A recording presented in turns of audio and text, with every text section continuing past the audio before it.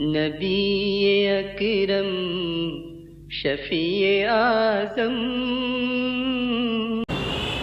بسم اللہ الرحمن الرحیم. باب السلام للمعرفة وغير المعرفة.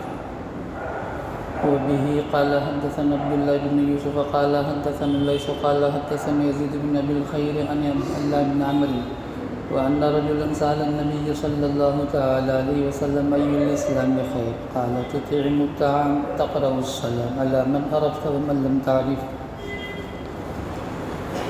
محترم بزرگوں، عزیز دوستوں اور بھائیوں، حضرت رسول اللہ صلی اللہ تعالی علیہ وسلم امت کو یہ تعلیم دے چکے ہیں کہ سلام خوب پھیلاؤ، اور یہاں عنوان امام بخاری علیہ الرحمہ نے یہ قائم فرمایا کہ جسے جانتے ہو اسے بھی سلام کرو، جسے نہیں جانتے ہو اسے بھی سلام کرو.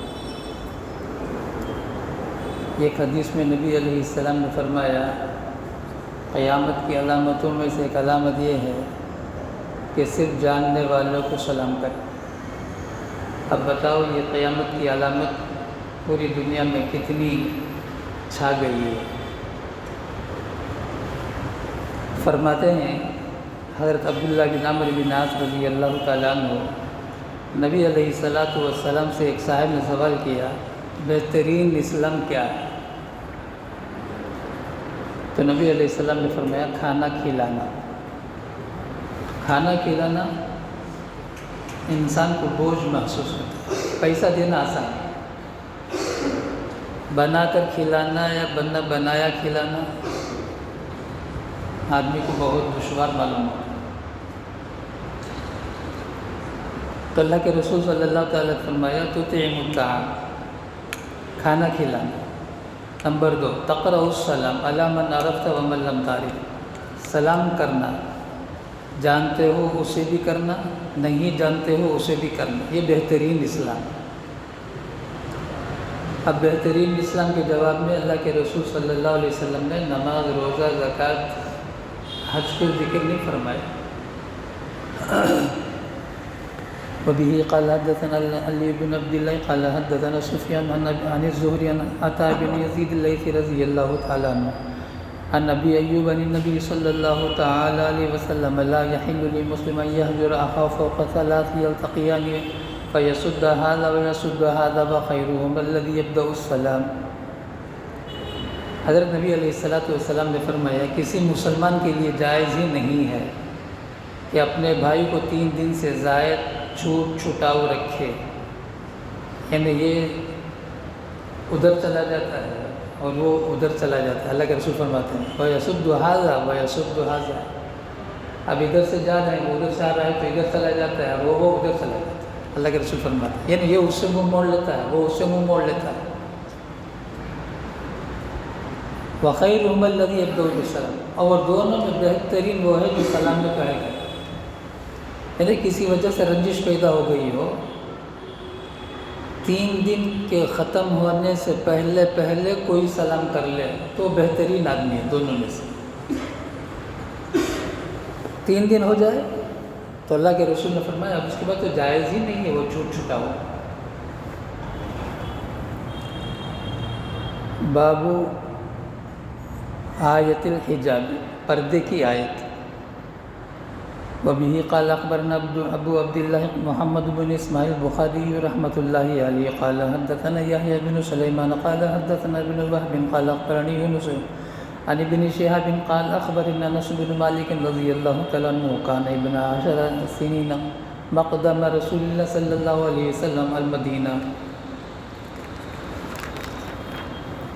فخدمت رسول اللہ صلی اللہ علیہ وسلم شرن حیاتہ وکنت عالم الناس بشان الحجاب حين انزل وقد كان ابي بن كعب يسألني عنه وكان اول ما نزل في مبتنى رسول الله صلى الله عليه وسلم بزينة من جهش اصبح النبي صلى الله تعالى عليه وسلم يا عروسا فدعا القوم فأصابوا من الطعام ثم خرجوا بقي منهم رهط من عند رسول الله صلى الله تعالى عليه وسلم فأطالوا المكتب فقام رسول الله صلى الله عليه وسلم فخرجت معه كي يخرجوا فمشى رسول الله صلى الله عليه وسلم ومشيت معه حتى جاء قبا حجرة عائشة رضي الله تعالى عنها ثم ظن رسول الله صلى الله تعالى عليه وسلم أنهم خرجوا فرجعت معه حتى دخل على زينب فإذا هم جلوس لم يتفرقوا فرجع رسول الله صلى الله عليه وسلم ورجعت معه حتى بلغ عتبة حجرة عائشة رضي الله تعالى عنها فظن أن قد خرجوا فرجعت معه فإذا هم خرجوا فأنزل الحجاب فضرب بيني وبينه سترا.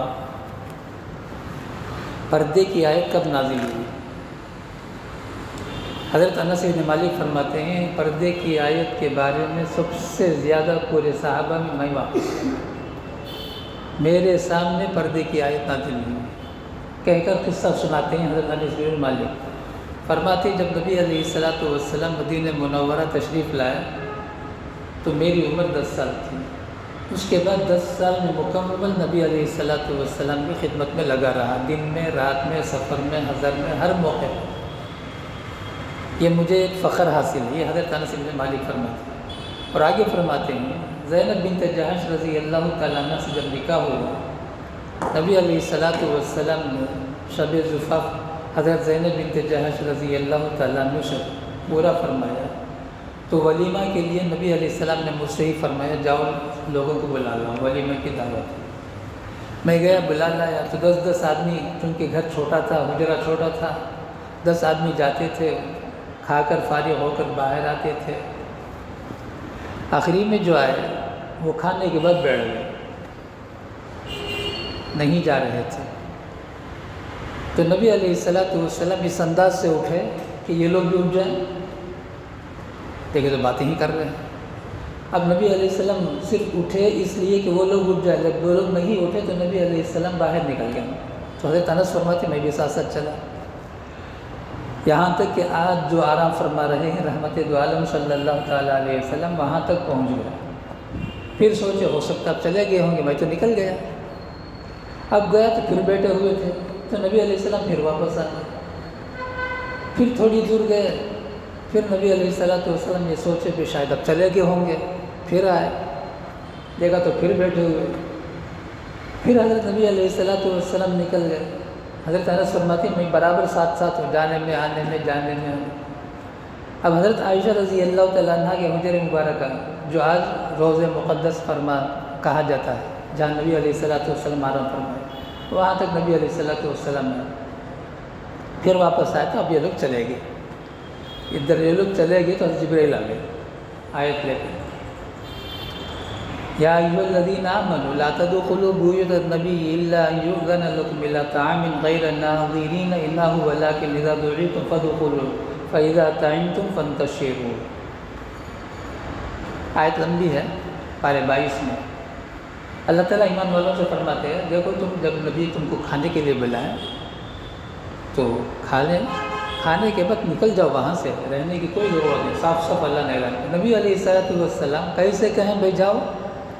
تو اللہ تبارک و تعالیٰ فرماتے ہیں واللہ لا یستحیی من الحق. نبی تو شرما رہے ہیں تم لوگوں کو بولنے سے کہ اب چلے جاؤ کھانے کے بعد، لیکن اللہ شرماتا نہیں ہے. سن لو، کھانا جب کھا چکے تو نکل کر چلے جاؤ. قرآن میں آیت نازل ہو گئی. یہ قرآن کی آیت ہی کا ہے جس سے جو میں پڑھا، واللہ لا یستحیی من الحق. اب جب چلے گئے تو نبی علیہ الصلوۃ والسلام حجرہ مبارکہ میں گئے. تو حضرت انس رضی اللہ عنہ فرماتے ہیں نبی علیہ السلام نے میرے اور اپنے درمیان پردہ ڈال دیا، یعنی پردے کی آیت نازل ہو چکی. اسی موقع پر پردے کی آیت نازل ہونے کے بعد بھی نبی علیہ السلام میرے اور اپنے درمیان پردہ ڈال دیا، یعنی گویا اب تم پردے میں رہو، جاؤ باہر یہاں سے. یہ ہے حدیث. فرماتے ہیں حضرت انس بن مالک رضی اللہ تعالیٰ عنہ میری عمر 10 سال کی تھی جب نبی علیہ الصلوۃ والسلام مدینہ منورہ تشریف لائے. میں نبی علیہ الصلوۃ والسلام کی 10 سال خدمت کیا. فقدمت رسول اللہ صلی اللہ علیہ وسلم عشرا حیاتہ کنت اعلم الناس بشان الحجاب. سب سے زیادہ پردے کے بارے میں جو نازل ہوئی ہے میں جانتا ہوں. حین انزل، جب وہ آیت نازل ہوئی. وقد كان ابی بن کعب یسألنی عنہ.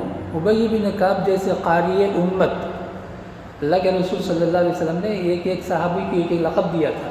ابی بن کعب کو اللہ کے رسول نے قاری امت کہا، میری امت کا قاری ہے۔ یسألونی عنہ، وہ بھی مجھ سے سوال کر رہے تھے کہ مجھے ذرا پردے کی آیت جب نازل ہوئی ہے اس کے بارے میں تفصیل مجھے سناؤ۔ وکان اول ما نزل فی مبتنا رسول اللہ صلی اللہ تعالیٰ علیہ وسلم زینب بنت جحش، سب سے پہلے یہ آیت جو نازل ہوئی نبی علیہ السلام نے زینب بنت جحش رضی اللہ تعالیٰ عنہ کے ساتھ جب شب زفاف منایا۔ مبتنا کا معنی ہے شب زفاف، پہلی رات، عند رسول اللہ صلی اللہ تعالیٰ علیہ وسلم۔ تو نبی علیہ السلام جب صبح کیا، فدعا القوم فاصابوا من الطعام، لوگوں کو بلایا ولیمے کے لیے، لوگ جمع ہوئے، ثم خرجوا، اور باہر نکلے۔ اس کی تفصیل جو بتایا، 10 آدمی آتے تھے، کھا کر نکل جاتے تھے۔ ثم خرجوا وبقي منهم رهط عند رسول اللہ صلی اللہ علیہ وسلم، پھر کچھ رہ گئے، بعضوں نے کہا 3 تھے، 3 رہ گئے تھے۔ فاطالوا المكث، اور بیٹھے رہ گئے۔ فقام رسول اللہ صلی اللہ علیہ وسلم فخرج، نبی علیہ السلام کھڑے ہوئے اور باہر نکل گئے۔ فخرجت معه كي يخرجوا، میں بھی نبی پاک صلی اللہ تعالیٰ علیہ وسلم کے ساتھ نکل گیا تاکہ وہ لوگ باہر نکل جائیں۔ فمشى رسول اللہ صلی اللہ علیہ وسلم ومشيت معه، تو نبی علیہ السلام چلنے لگے تو میں بھی نبی علیہ السلام کے ساتھ چلنے لگا۔ حتى جاء عتبة حجرت عائشہ رضی اللہ تعالیٰ، یہاں تک کہ حضرت عائشہ رضی اللہ تعالیٰ عنہ کا حجرہ مبارکہ آ گیا۔ ثم ظن رسول اللہ صلی اللہ علیہ وسلم انہم قد خرجوا، تو نبی علیہ السلام نے یہ گمان کیا شاید نکل گئے ہوں گے۔ فرجع، واپس ہوئے، ورجعت معه، میں بھی واپس ہوا۔ حتى دخل على زینب، یہاں تک کہ زینب رضی اللہ تعالیٰ عنہ جس حجرہ مبارکہ میں تھے وہاں تک پہنچے۔ فإذا هم جلوس، پھر بھی وہ لوگ بیٹھے ہوئے ہیں۔ لم يتفرقوا، وہ لوگ باہر نہیں نکلے۔ فرجع رسول اللہ صلی اللہ علیہ وسلم ورجعت معه، یہاں تک کہ نبی علیہ السلام باہر آ گئے تو میں بھی نبی علیہ السلام کے ساتھ ہو گیا۔ حتى بلغ عتبة حجرت عائشہ رضی اللہ، یہاں تک کہ حضرت عائشہ رضی اللہ تعالیٰ عنہ کے حجرہ مبارکہ ہے۔ فظن ان قد خرجوا فرجعت معه، نبی علیہ السلام نے یہ گمان کیا شاید وہ لوگ نکل گئے تو پھر واپس ہوئے تو دیکھا قد خرجوا، وہ لوگ جا چکے تھے۔ فانزل الحجاب، تو پردے کی آیت نازل ہو گئی۔ فضرب بینی وبینہم سترا، نبی علیہ السلام میرے اور اپنے درمیان ایک پردہ ڈال دیا۔ مطلب یہ کہ پردے کی آیت نازل ہو چکی ہے، اب پردے کا حکم آ گیا، اب تم باہر جاؤ۔ وبه قال حدثنا ابو نعمان قال حدثنا معمر قال ابي حدثنا ابو مجلس عن انس رضی اللہ تعالی عنہ قال لما تزوج النبي صلی اللہ تعالی علیہ وسلم زینب ودخل القوم فتعینوا ثم جلسوا يتحدثون فأخذ كأنه يتهيأ للقيام فلم يقوموا فلما قام من القوم فقعد بقية القوم وأن النبي صلى الله عليه وسلم جاء ليدخل فإذا القوم جلوس ثم إنهم قاموا فانطلقوا فخرجت النبي صلى الله عليه وسلم وجاء فدخل حتى ذهبت أدخل فألقى الحجاب بيني وبينه وأنزل الله يا أيها الذين آمنوا لا تدخلوا بيوت النبي الآية۔ قرآن پاک میں آدھے صفحے میں یہ ایک آیت نازل ہوئی، پردے کی آیت، بہت لمبی آیت، وہی مضمون ہے جو اوپر گزر چکا، راوی دوسرے۔